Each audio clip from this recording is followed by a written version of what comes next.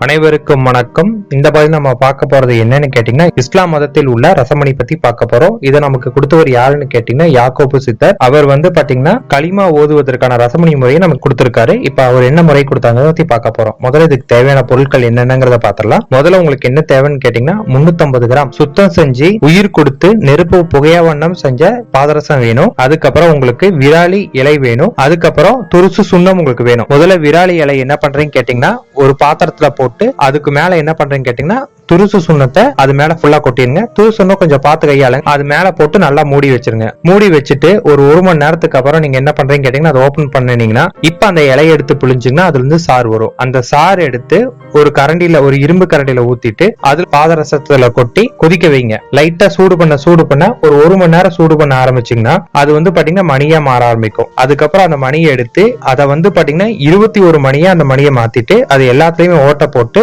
ஒரு கைத்துல கோத்துட்டு கையில வச்சுக்கிட்டு பிஸ்மில்லா ரஹ்மான் என்று களிமை ஓதி கொண்டிரு. இப்படியே ஒவ்வொரு நாளும் 3 நேரமும் தொழுது வணங்கு. இப்படி தொழுதுட்டு வந்தால் நபிமார்கள் கூட்டத்தில் நீயும் ஒருவனாய் ஆவாய் என்று யாக்கோபு சித்தர் சொல்லியிருக்காரு. எல்லாரும் இந்த முறையை பயன்படுத்தி பாத்துக்கோங்க. அது மட்டும் இல்லாம மணியை செஞ்சு இதே மாதிரி 3 நேரம் ஓதிட்டு வரவங்களுக்கு பாத்தீங்கன்னா அவங்களுக்குள்ள உள்ள ஜோதியை அவங்களால பார்க்க முடியும். நபிமார்கள் கூட்டத்துல அவர்களும் ஒருவரா சேருவாங்க. இதுல சொன்ன முறையில நான் செஞ்ச ரசமணி தான் இந்த ரசமணி. மிக்க நன்றி.